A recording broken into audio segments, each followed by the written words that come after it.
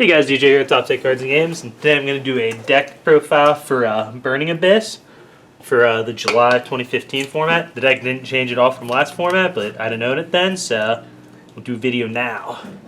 Got 3 effect failures because getting Trished sucks, and generally when your opponent tries to Trish you when you're playing this deck, it's not going to resolve. You have all those discard traps and a pile of effect negation, but you know you still want to make sure it doesn't. Also, Royal Magical Library decks are really, really strong with the release of Clash for Rebellions. Between Ignites and just various chicken race decks, it's just really, really degenerate and overpowered, and I did not want my opponent to draw 15 free cards turn 1. Then we have our Burning Abyss monsters. We got 3 Skarms, 3 Seers, 3 Grafts. These guys are broken. They're the core of your engine. They make everything happen. They're beautiful. Then we have the less broken ones that we play one of. We got 1 Liebig, 1 Farfa, 1 Alec, 1 Barvar, and 1 Rubik. If it was up to me, I would just play 3 Barvars all the time because that card's broken. Burning 900 is obviously the most overpowered effect in the game. When you use it with Arrow Shark, you can get so much free damage. Like, yeah, people are messing up. We should be playing Curry Bandit Barbar Turbo. But anyway, that's another video for another time. Liebig is important to go with Mathematician, just various other plays to let you keep playing dudes from your hand and getting their effect. It's got a lot of niche applications. It might be better off as a 2 of, but I don't know, man. Farfa does a lot too, just clearing the gap of making monsters not be on the field for a turn so you can play the game, making a monster flood go away, or just pushing through damage. One of Alec is certainly not necessary, but I like building my own Felgrand with Mech-Whip Anganir in him, so that's where I'm at. Plus it shuts off your Acid Golem if you need to. Barbar burns for 900, it's broken. And Rubik is the tuner to make Virgil. It doesn't actually do anything important, but you have pretty good access to him when you need him. So if you need Virgil to clear the gap, you can get there. Then we just have Tour Guide and our bootleg Tour Guide with Mathematician.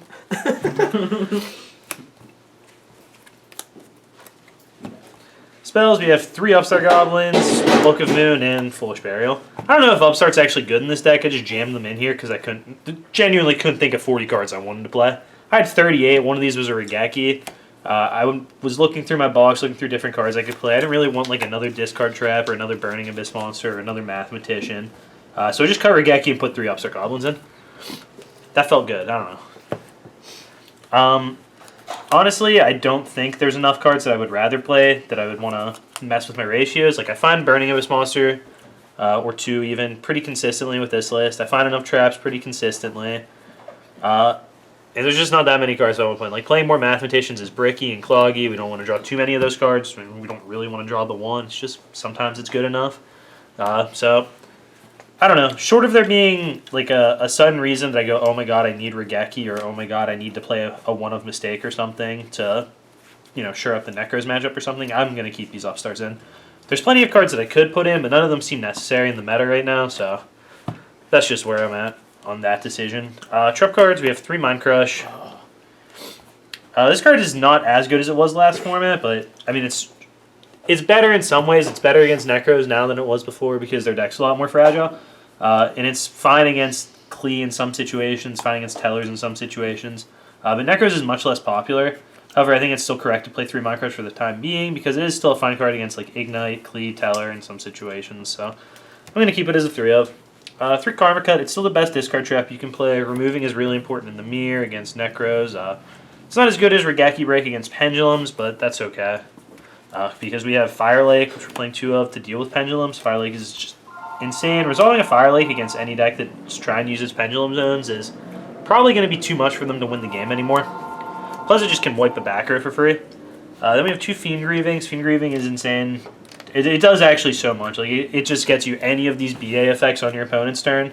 Whatever one you might need, whether it's burning, negating a guy, farfing a guy, or even just setting up to search a Tour Guide at the end of the turn while shuffling your bin in. It's just so good. Then we have 2 Breakthrough Skill, just more effect negation. Regeki Break, just a 4th discard trap to set off our BA effects and blow up our opponent's crap. This one is better than a Wing Blast in my opinion because it deals Pendulums better. Then we have Crush Card, Vanity, and Skill Drain that are all just insane at shutting off Necros and not letting them play really. These are fine against other decks too, obviously. Just not being able to special summon is game breaking. Crush Card is a little bit worse. It's good opening hand against the Teller, awful in the mirror. Pretty awful against Shadal's. And Skill Drain is same thing. Really good against Teller, average in the mirror, average against Alls, great against Necros, and it turns off Royal Magical Library if library decks give you a turn. Extra deck, we have 3 Dante. It's pretty staple. 2 Virgil. Probably don't have to play 2 of this guy, but his effect is actually really strong. And frankly, I don't know what you'd replace it with other than maybe a 3rd Downer Magician, which we're playing 2 Downers. Then we have Arrow Shark, Giga Brilliant. These guys both just help push through damage. After you've Barbared, especially if you've looped Barbar a couple times, getting it back with like your Sears and stuff, you can get so much damage out there with Barbar doing 900, maybe let's say 2 or 3 times, and then Arrow Shark for an extra couple hundred. You can easily do like 2,000-3,000 damage just with Barbar and Arrow Shark. And Giga Brilliant just pumps your whole board up, so that can create a ton of damage. Then we have Acid Golem. It's really strong with Skill Drain. Then Nightmare Shark, Zenmains, Engineer, Alucard, and Utopic Future. Just a pile of utility. You can deal with pretty much any situation you need to. These cards are not made all the time. Engineer's made pretty often, actually. But, you know, they just add a ton of utility to your extra deck. They're some of the better rank 3s you can play. You could also use like a Levier, which isn't in here, over a Virgil if you wanted to. But I haven't found a ton of situations where I actually think Levier is great. He's normally just horrifyingly average. So, I don't know. There's a list, though. It's pretty standard. Not a ton's changed from last format. This deck is still really, really good. It's one of the decks to beat at the time being. If you're preparing for Toronto, you should definitely keep track of this deck, test against it a lot, and make sure you know the matchup inside and out. It's got a pretty solid matchup against all the new decks, too. Firelink is just so good against conventional Yu-Gi-Oh! Like, it's not great against Necros, obviously, because they can just not put cards on the board ever outside of making their play, and all their plays are relatively non-committal. But against any regular Yu-Gi-Oh! Deck that tries to just put cards on the board, or even like a broken deck like Ignite or Clifford or anything where they play Pendulums, it just gets so much value killing their commitments for free. So it's a pretty strong deck. It does a lot in the current meta. It'll probably stick around for a pretty long time, actually, even though they're not going to get new support. The cards they average is good enough that until it gets some sort of hit, it's going to be a contender. So, there's a deck profile. It's a pretty cool deck. Let me know if you'd like to see any games or any changes you would make to the deck down below in the comments. Make sure to like the video and subscribe to our channel for plenty of new content, and I'll see you guys soon.